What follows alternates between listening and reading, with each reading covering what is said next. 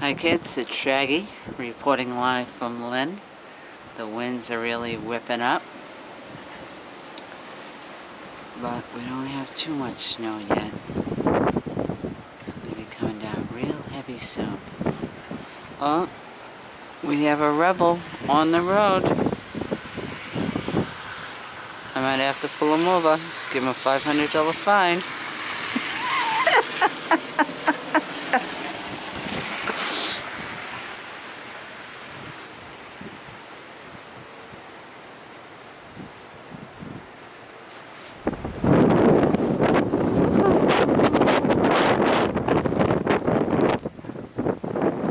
Okay, going home, kids.